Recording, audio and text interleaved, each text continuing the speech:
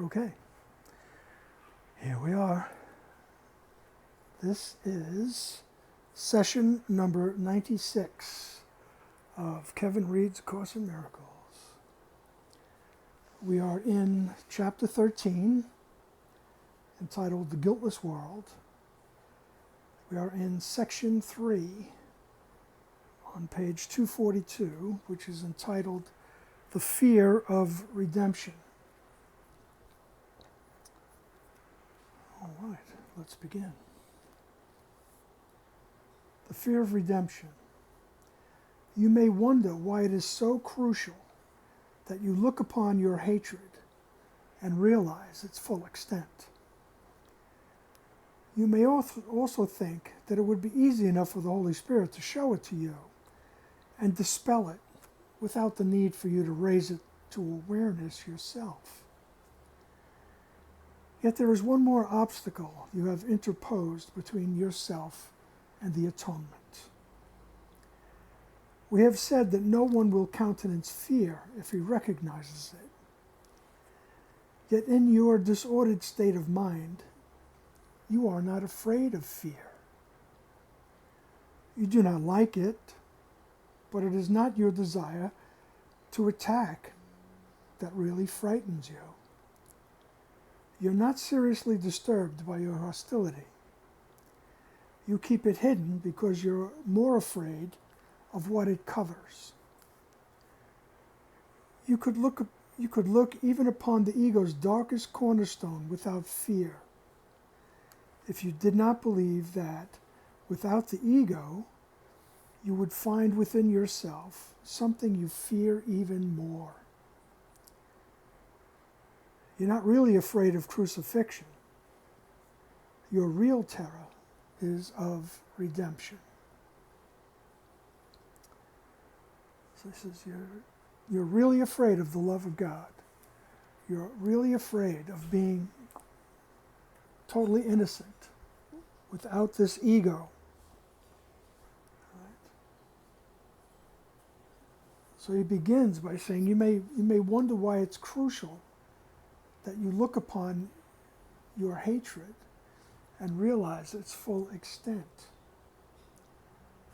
Right? So if I don't know something is there, right? If I'm dissociated from it or repressing it, okay, if I don't know it's there, how can I let it go?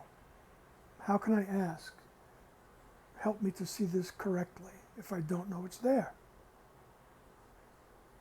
And he says, you might also think that it would be easy for the Holy Spirit just to come in and take it. Say, look, here, look at that. And take it from you. Right? Without the need to raise it to your awareness yourself. Right? Yet there is one more obstacle that you have interposed between yourself and the atonement. Okay? We have said that no one will countenance fear if he recognizes it. Yet in your disordered state of mind, you're not afraid of fear. Right? I mean, like he says, you don't like it. Right? But it's not your penchant, your penchant for attack, right, that frightens you. Okay? You're not seriously disturbed by your hostility. Right? You keep it hidden because you're more afraid of what it covers. You could look even upon the ego's darkest cornerstone without fear if you did not believe that without the ego, you would find within yourself something you fear even more. So without the ego, you would find something in yourself that you fear even more. And that is, you're encountering the love of God, right, which the ego's told us, counseled us, that that's what's going to destroy you. Right? So we fear the love of God. Right? Because we have so closely identified with this ego thought system. so closely identified with it that we have become the ego thought system. And so we're afraid of love, because love will destroy the ego thought system. It would just dissolve it. It's not like it comes in and punches it around or anything. It just dissolves it. But it's nonsense. Right? In the presence of who you are, in the presence of love, the ego is recognized for the silly idea that it is. It's the idea that we could be separated from God. God's not angry, he just keeps on rolling, like Old Man River. Right? We're the ones that projected the angry God. So he says, so you're really not afraid of all this painful existence that you go through. Right? You're really not afraid of that attack, defend cycle. He says, what you're really afraid of is the love of God. You're really afraid of being without this ego. The fear of redemption. Paragraph 2, he says, under the ego's dark foundation is the memory of God. And it is of this that you are really afraid, the memory of God. For this memory would instantly restore you to your proper place. And it is this place that you have sought to leave. Your fear of attack is nothing compared to your fear of love. You would be willing to look even upon your savage wish to kill God's Son if you did not believe that it saves you from love. For this wish caused the separation, and you have protected it because you do not want the separation healed. You realize that by removing the dark cloud that obscures it, your love for your Father would impel you to answer his call and leap into heaven. You believe that attack is salvation because it would prevent you from this. Well, we have to keep attacking so we don't leap into heaven. Right? For still deeper than the ego's foundation and much stronger than it will ever be. Right? So deeper than the ego's foundation is your intense and burning love of God and his for you. This is what you really want to hide. Okay?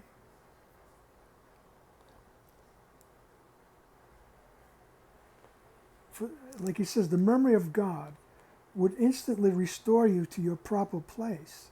And it is this place that you have sought to leave. That was the tiny mad idea. Perhaps I could leave this. Perhaps I could be an individual. Right? I'm tired of this oneness. Maybe there's something else. Right? And the minute we aligned ourselves with that idea, we thought we accomplished it, which we didn't. But here we are living in that thought that we accomplished it. And we immediately had to project our anger at the God that didn't give us what we wanted, right? And make him an angry God who's going to get us now, so we have to run.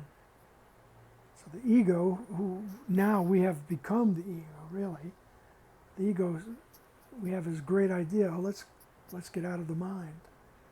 And so we think we project it out and made up this whole world, the whole universe, an attempt to hide from God.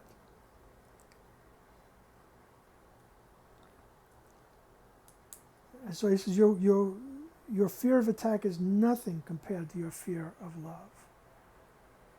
Right? You would do anything to stay away from love.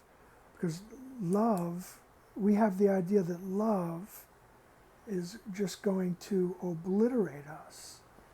We will be nothing. All right? We will be nothing. It'll just come and blow us up. We're going to lose everything that we think we have.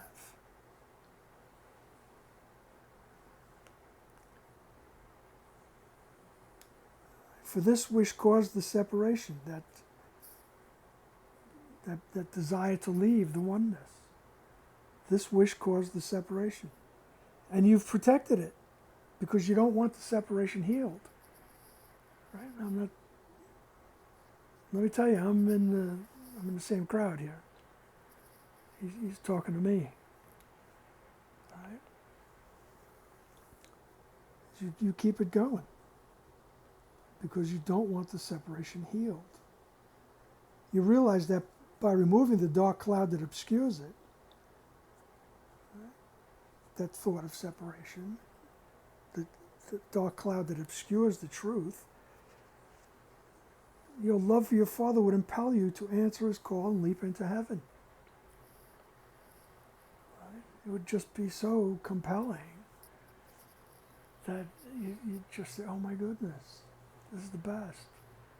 And you would leap into heaven. So therefore, you think that attack is salvation because it would prevent you from doing something like this. Right? So we keep attacking. And the first thing we attack is our true self. And say, I'm not a part of the oneness. That's not me. I'm an individual. Look, I'm a body. Okay. So then,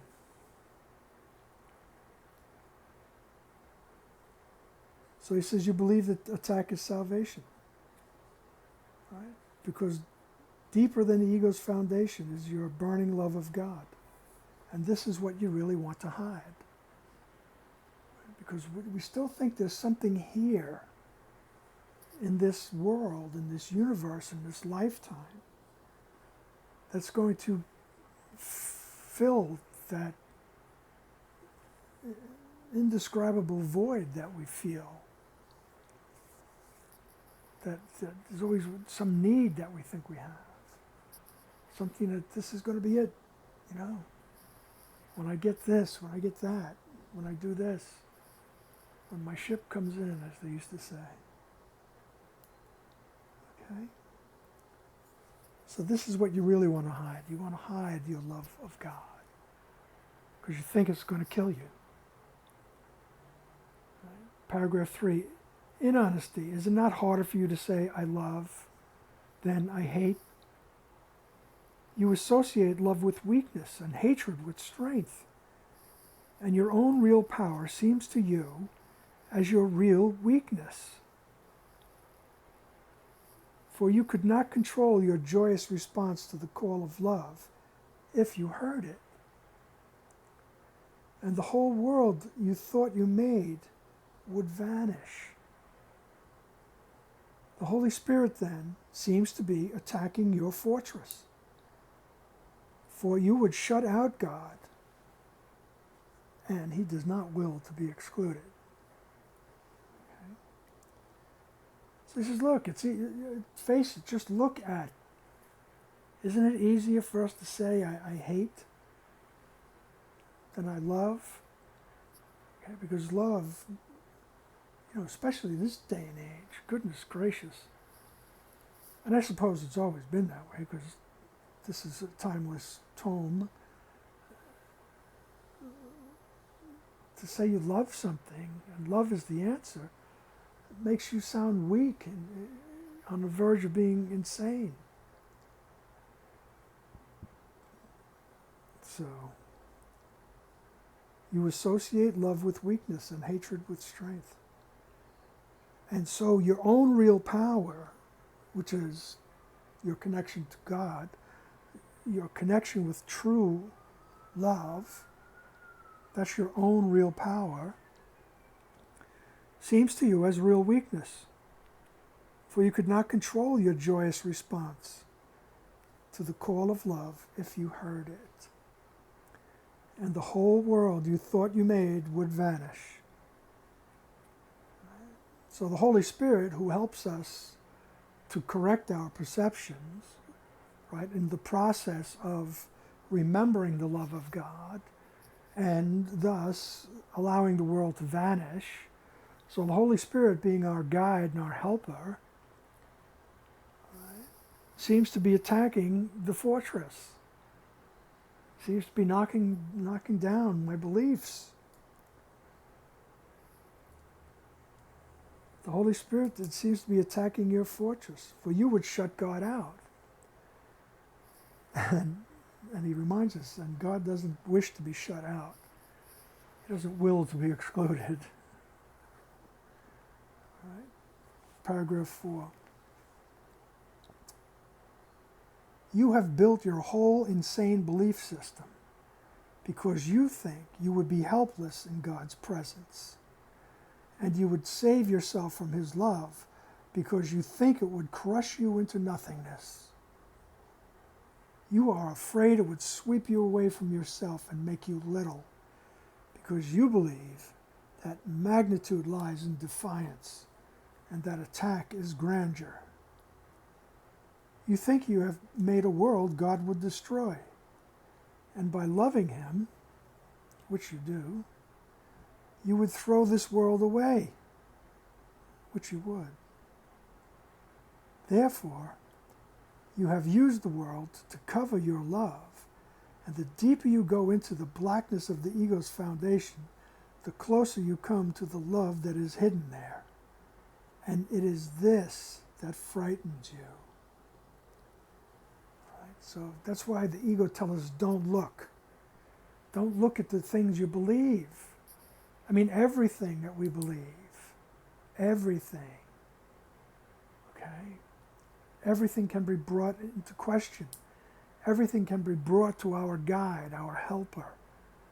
The answer, the correction, the corrector, the Holy Spirit manifested in Jesus. Right? Everything can be brought there to be retranslated. Help me to see this correctly. This is my belief. This is what I think. This is what I think I'm seeing. This is what I think my philosophy of life is. This is what I think I need. Can you help me with this? Right? And he says, this is what frightens you. That's why the ego says, don't go there. Don't look. Don't look. You're going to get swept away. You're going to be made nothing. And the ego tells us that the greatness lies in defiance. I am not a part of the oneness. All right? Or whatever the defiance du jour is in this day and age. All right? We think that makes us strong. We think that makes us bigger. It gives us magnitude. The defiance du jour. Okay. An attack is grandeur. All right? You think you've made a world God would destroy. All right? And by loving him, which you do, you would throw away the world, which you would. So you're afraid of that. So you do it little by little. Right? Don't waste time. Don't procrastinate like some of us. But bring everything to be retranslated. Okay? Because once you hear the song, right? Once you hear the song that the Father sings to you, right? Once you remember, right? Once you have glimpses of that memory of love, of who you are, you will rush to get more. Okay? And this world, you will see, will become more and more meaningless. Right? Not writing off, your fond relationships with people that you love. We're not writing them off. We're just saying you're going to understand them in a different way. Right? You just understand it in a different way.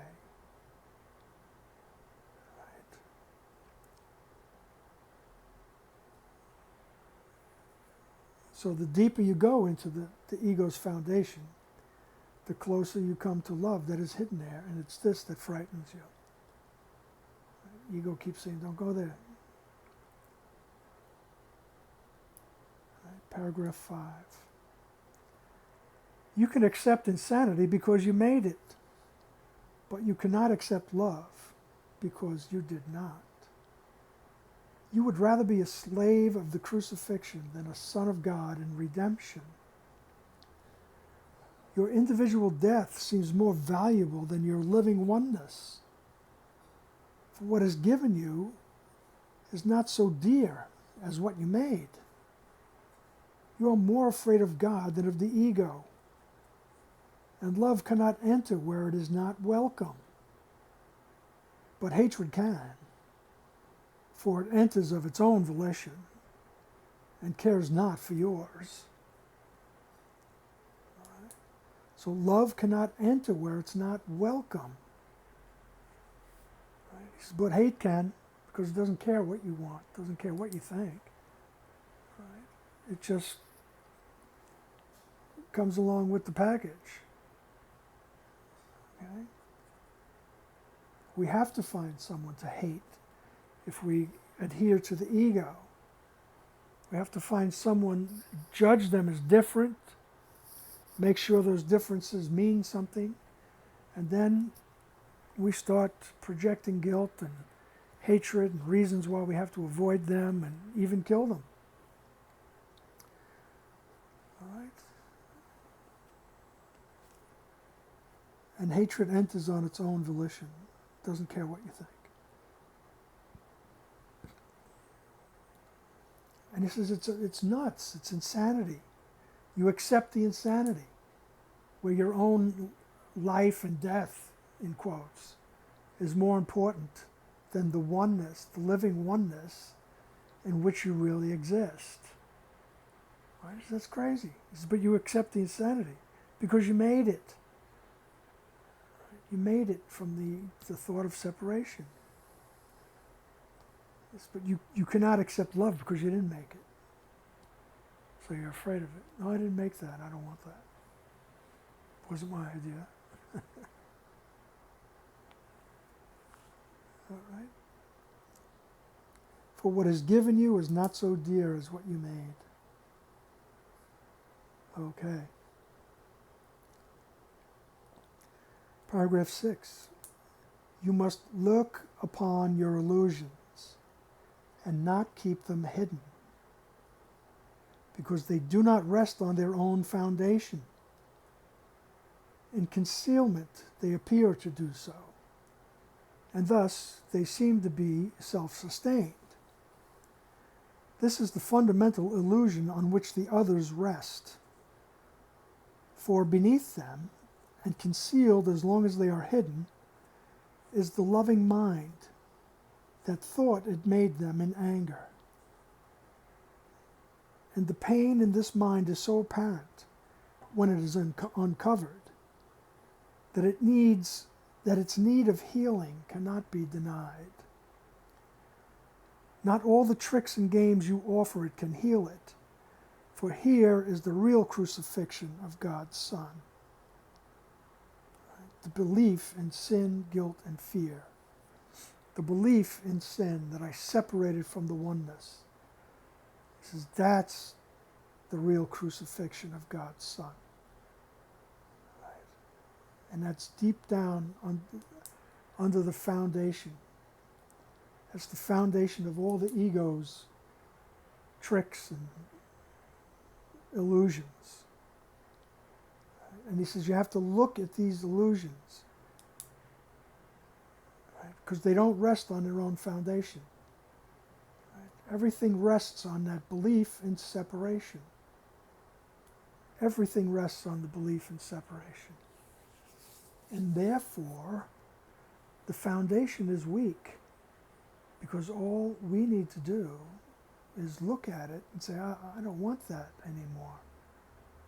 I don't think that's true. I don't want to believe in separation anymore. And the foundation begins to crumble. The whole ego thought system begins to crumble. And we do that in process every day. by looking at our belief system.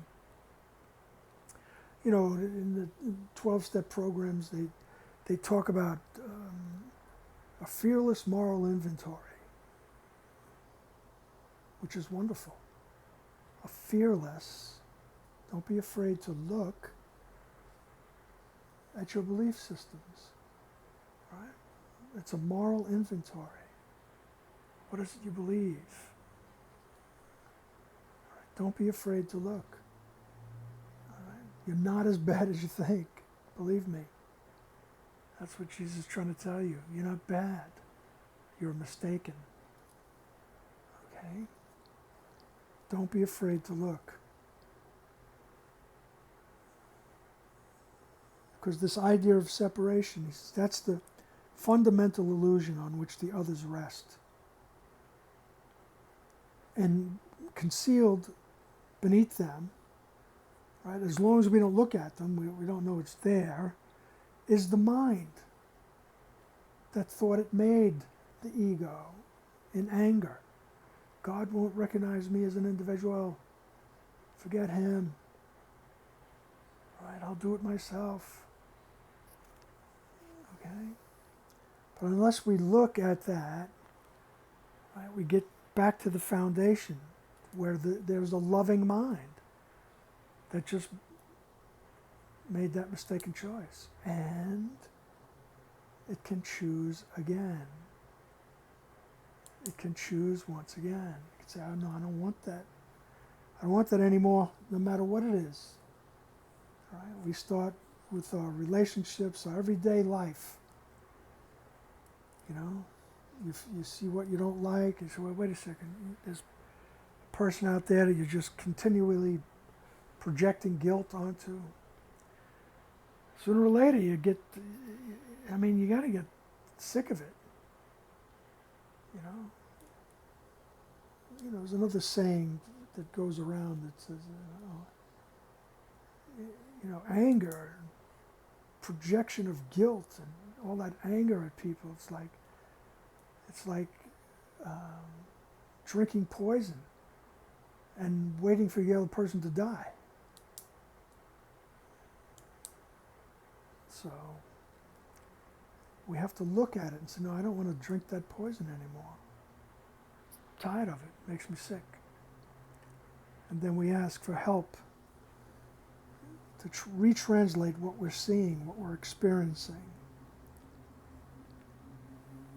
Okay. And he ends that paragraph 6 with, not all the tricks and games you offer it can heal it. All right. So that's the mind that needs to be healed. Right? That mind that entertained the idea of separation needs to be healed. And he says, all your tricks aren't going to work. Right? All the ways you think you're going to comfort yourself and find true peace of mind. He says, it's not happening. Can't heal it. Because here is the real crucifixion of God's Son. That belief in separation. Right? And its following friends, the guilt and the fear of retaliation. So paragraph 7, he says, and yet he's not crucified. In other words, you can't leave the oneness. You can believe it, and the mind is so powerful that you can project all these hallucinations out there. Right? Yet you haven't crucified God's Son. Okay? And yet he is not crucified. Here is both his pain and his healing. For the Holy Spirit's vision is merciful, and his remedy is quick. Do not hide suffering from his sight, but bring it gladly to him. Lay it before his eternal sanity and all your hurt. Lay before his eternal sanity, all your hurt. And let him heal you. Do not leave any spot of pain hidden from his light. and search your mind carefully for any thoughts you may fear to uncover. For he will heal every little thought you have kept to hurt you, and cleanse it of its littleness, restoring it to the magnitude of God.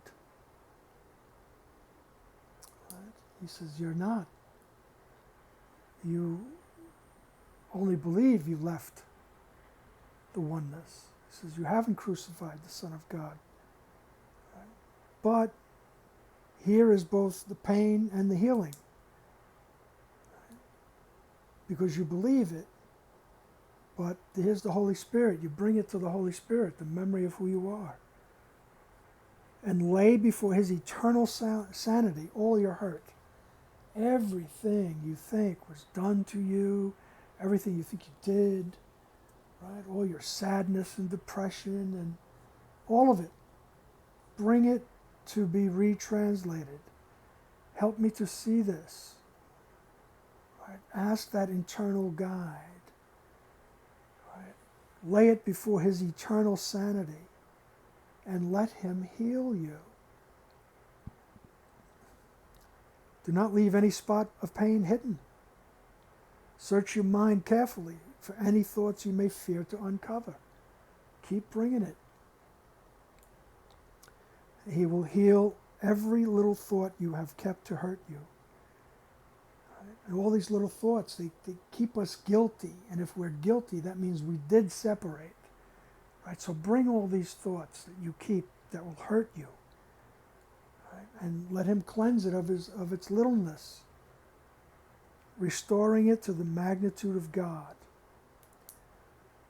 Paragraph 8. Beneath all the grandiosity you hold so dear is your real call for help. For you call for love to your Father as your Father calls you to himself. In that place which you have hidden, you will only unite with the Father in loving remembrance of him. You will find this place of truth as you see it in your brothers. For though they may deceive themselves, like you, they long for the grandeur that is in them. And perceiving it, you will welcome it, and it will be yours. For grandeur is the right of God's Son, and no illusions can satisfy him or save him from what he is. Only his love is real, and he will be content only with his reality. All righty then. This is beneath all the nonsense, all the grandiosity, right? All the strutting and fretting, as Shakespeare would say. Beneath all that you hold so dear is your real call for help. You really want to remember who you are. You really want to know what love is. You really want to rest in peace. For your call for love to your Father, for you call for love to your Father as your Father calls to you. In that place which you have hidden, you will only unite with the Father. That's that place in our mind, right? The right mind, as we call it, right? Where the Holy Spirit exists. Right? That place in the mind that the ego wants to just cover over, wants to hide it. He says, you go there only to unite with your Father in loving remembrance of him. Right? And here's the theme, one of the themes that just repeats over and over again. Right? The way to find that place. Right? You will find this place of truth as you see it in your brothers. So we have to be willing to see that place of truth in them. We have to be willing to see their innocence. We have to be willing to see past their disguise and their sidewalk act. Right? We have to be willing to see past it, and we have to be willing to be shown what the truth is. It says, you will find that place in your mind, that place of truth, as you see it in your brothers. And Jesus knows. He goes, hey, look, they may deceive themselves, right? They may deceive themselves. Like you, they long for the grandeur that is in them, right? They may act crazy, vicious, cruel, sinister, psychotic, okay? But deep down inside, they long for the grandeur that is in them. They long for their true self. And perceiving it, you will welcome it, and it will be yours. So by asking for the true perception, help me to see them correctly. Okay? I'm willing to see them correctly. It says you're going to perceive it as yours. And perceiving it, you will welcome it as yours. For grandeur is the right of God's Son, and no illusions can satisfy him or save him from what he is. Only his love is real, and he will be content only with his reality. We will be content only with love. We will be content only with who we truly are. And we will be able to see who we truly are by being willing to see it in the other. Stop projecting the guilt. Right? I'm willing to stop projecting guilt onto the other. And I'm asking for help. Help me to see them correctly. And he says, when you do that, you're going to see yourself correctly. You're going to remember who you are. Because grandeur is the right of God's Son. And it's the only thing you'll be content with. Love is the only thing that will make you content. Paragraph 9. Save him from his illusions, that you may accept the magnitude of your Father in peace and joy. But exempt no one from your love, or you will be hiding a dark place in your mind where the Holy Spirit is not welcome. And thus you will exempt yourself from his healing power. By not offering total love, you will not be healed completely. Healing must be as complete as fear, for love cannot enter where there is one spot of fear to mar its welcome. Right? Remember, love waits on welcome, not on time. But we can't go pick and choose who deserves love. We can't go picking and choosing who deserves to be in the kingdom of heaven. You can't do that. You hold one little speck of hatred or projected guilt onto another, and you're out. You will not know who you are as long as you think they're someone else. As long as you think they are other than the Son of God. As long as we think that they are guilty of something, they deserve whatever's coming to them. He says, love can't enter your awareness with that little spot on it. Right? But exempt no one from your love, or you will be hiding a dark place in your mind where the Holy Spirit is not welcome. We have to be willing to see everyone through the eyes of love. And if you're not, you just realize it, right? Don't call yourself names or anything. You just, when you want to, you ask for help. Help me to see this person or this thing or this situation. Help me to see it correctly. I want to see it through the eyes of love. And you progress on your journey toward remembering who you really are. paragraph 10. You who prefer separation to sanity cannot obtain it in your right mind. You were at peace until you asked for special favor, and God did not give it, for the request was alien to him. And you could not ask this of a father who truly loved his son. Therefore, you made of him an unloving father, demanding of him what only such a father could give. And the peace of God's Son was shattered, for he no longer understood his father. He feared what he had made, but still more did he fear his real father, having attacked his own glorious equality with him. Right? This is kind of like the origins of the ego. Okay, it's almost like the Course's version of Genesis, or the Big Bang even. Okay, it says you were at peace until you asked for special favor, until you entertained the thought that individuality would be cool. That might be really cool, being an individual. And so we look to God. Hey, would you recognize me over here? Recognize me, please, as an individual. Right? And God did not give it.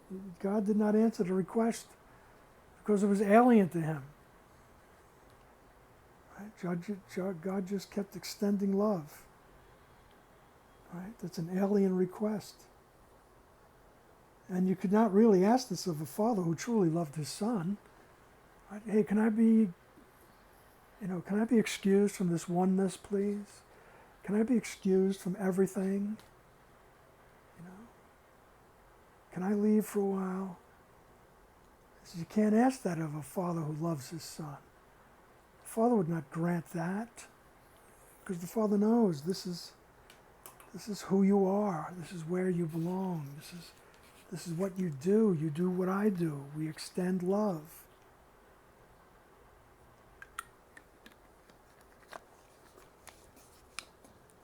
So he wouldn't do what you wanted. So you got angry. And therefore you made of him an unloving father, right? Demanding of him what only such a father could give. Right? And the peace of God's Son was shattered. So we made of him an unloving father. Freaking guy wouldn't, just this one thing, you'd think, what kind of person is this? He doesn't love me. So we made of him an unloving father, and the peace of God's Son was shattered, for he no longer understood his father. Right? We started misperceiving our Creator. Right? He feared what he had made. Right? So all of a sudden I'm fearful. What did I do? I made this ego thought system. And yet, still more did he fear his real father. Now all of a sudden I'm paranoid. I'm crazy. I'm afraid of my own father now. Right?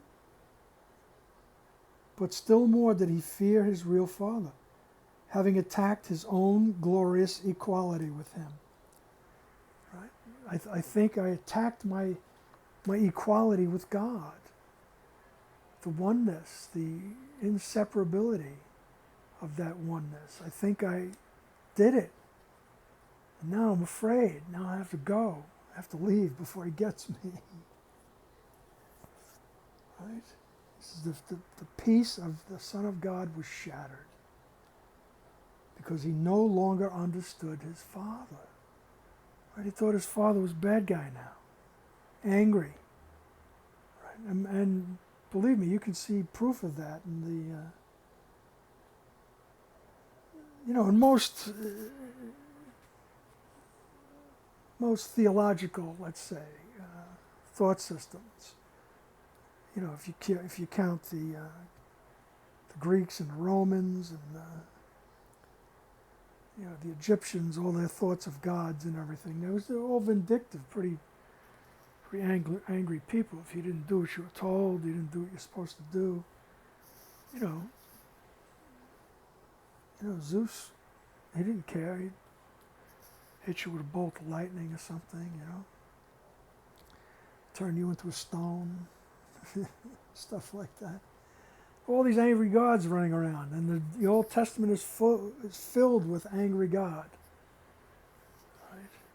Vindictive, smiting, and all that stuff, wiping people out, blowing stuff up. Right? So he didn't understand his father. Right? He feared what he had made. He feared, oh wow, what did I do? But he feared his father even more. And here we are. Here we are. We're still afraid of God. And I remember telling my niece, right, my niece Jessica, right, who's now expecting her first child. But when she was a little girl, all right, she asked me things because she sung in a choir that was in the Anglican church. She went to church with my brother and his wife in the Greek church. Right? And she loved my grandmother, and she went to Mass with my grandmother all the time in the Roman Catholic Church. So she was asking me about it, And I just said to her, Jess, and I think every child should be taught this. The only thing you really should know about God is that God is never angry. Right? Think about that. God is never angry. Right? There's no need to be afraid of God. He's approachable. Okay? That's enough about me and Jess. Right? So we no longer understood the Father. So, paragraph 11, in peace, he needed nothing, and he asked for nothing. In war, he demanded everything, and found nothing. For how could the gentleness of love respond to his demands, except by departing in peace and returning to the Father? If the Son did not wish to remain in peace, he could not remain at all. For a darkened mind cannot live in the light, and it must seek a place of darkness where it can believe it is where it is not. God did not allow this to happen. Yet you demanded that it happen, and therefore believe that it is so. Right? This is wonderfully poetic, wonderful metaphors. Okay? And it's basically telling you that nothing happened. Right? You think it did because you believe it. Right? And you see it because you believe it. But nothing happened. Right? He says, in peace, the Son of God, you needed nothing, and you asked for nothing. But once we thought we could be seen as an individual, we wanted that individuality, and God didn't do it. Now we're at war. Okay? And in war, he demanded everything and found nothing. Right? We just run around this world. Nothing really satisfies. Because it says, for how could the gentleness of love respond to his demands? How could the gentleness of love respond to the demand? And hey, make me special. Right? Make me individual. Recognize me. How could the oneness and the gentleness of the oneness respond except to move on? Just to move on. Right? Because if the Son didn't want to remain in peace, he could not remain. Right? A darkened mind cannot live in the light. And it must seek a place of darkness where it can believe it is where it is not. So it seeks a place of darkness, this world, this body. Right? And so we can believe that we are where we are not. We could believe we're here. And in paragraph 11, sentence 6, Jesus rather nonchalantly says, God did not allow this to happen. Very short sentence. Right? God did not allow this to happen. In other words, as they say, and they repeat often, you are at home in God, dreaming of exile. Right? God didn't allow his Son to sneak out the back door. Right? God didn't allow his Son to create misery for himself. Okay? He says, God did not allow this to happen, yet you demanded that it happen. Right? So yet you, Jesus, remember, is talking to the decision-making part of the mind. You demanded, and then you decided, I'm going to go with the separation. Right? And therefore, you believed that it was so. You entertained the idea that you could separate, and you believed that you accomplished it. Right? And the mind is that powerful, we don't realize. Right? Because we believe we accomplished it. Here we are. Here we are, living in that thought. Okay. Paragraph 12. To single out is to make alone, and thus make lonely. God did not do this to you. Could he set you apart, knowing that your peace lies in his oneness? Could God make you an individual, make billions of individuals, when he knows that your true peace is in the oneness, is in that oneness in heaven? Right? He denied you only your request for pain. Right? For suffering is not of his creation. God did not create suffering. Right? Having given you creation, he could not take it from you. He could but answer your insane request with a sane answer that would abide with you in your insanity. Right? So he couldn't take this away from you because your mind is very powerful. Right? Couldn't take this hallucination from you. But he could answer this insane request with a sane answer.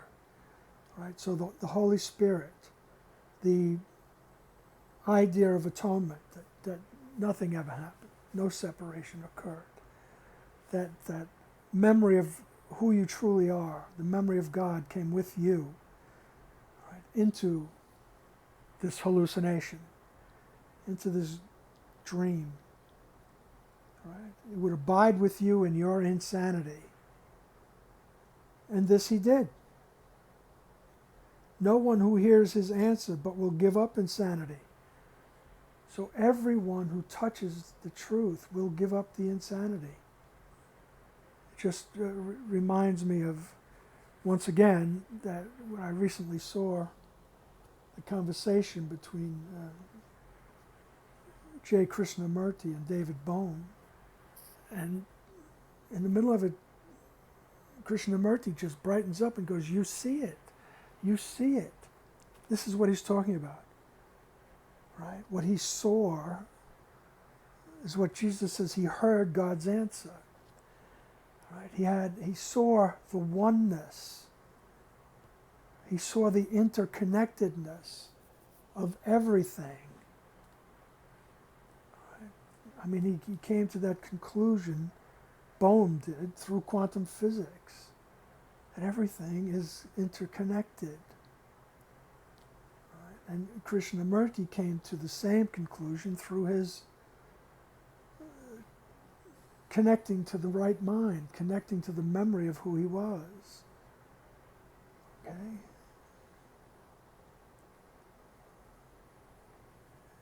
So he helped us out. He sent something with us into the insanity. And no one who hears the answer but will give up the insanity. His answer is the reference point beyond illusions, from which you can look back on them and see them as insane. But seek this place and you will find it. For love is in you and will lead you there. Right? These are very definitive statements, very declarative, as we used to say. Okay? It says that this answer is a reference point beyond illusions. Right? This memory of who you are is beyond all the illusions. Right? And from that place, you can look back on everything and see it. It's just crazy. Oh, that's crazy. Right? And he says, but seek this place and you will find it. In another place, Jesus says, once the journey is begun, the end is certain. Okay? Just seek this place. Seek for that place, that memory of who you are. You know, it starts with that, for the Course, it started with that phrase, there must be a better way. There must be a better way for us to communicate, to talk to one another. The constant bickering is driving me crazy. That was Bill Thetford's statement to Helen Schuckman. He said, there must be a better way. Right? And she said, I agree, and I will help you find it. And bing, bang. All right? As the old song would go, bing, bang, they sold the whole gang. All right? That was the invitation to this reference point. That was the invitation to the answer. That was the invitation to the Holy Spirit. Right? That was the invitation to find that place. You see it. You see it. And when you see that place, you can look back and see that everything else is just silly. Right? And he says, all you have to do is look for the place, but seek this place, and you will find it. Right? Why? Because love is in you. Right? And it will lead you there. Love is in you, and it will lead you there. Right? No matter what path you choose, right? If you're asking, help me to see correctly, right? Help me to see what's beyond this nonsense. Right? Any way that you do that, he says, love will lead you there. Seek it and you will find it.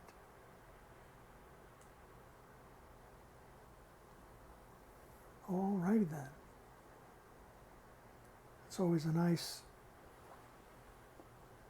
uplifting, reassuring statement. Jesus has a lot of them in the book. Right? Just look for it and you will find it, because the love that's in you will lead you there. Okay. Nice to speak with all of you, and we'll see you soon. Bye now.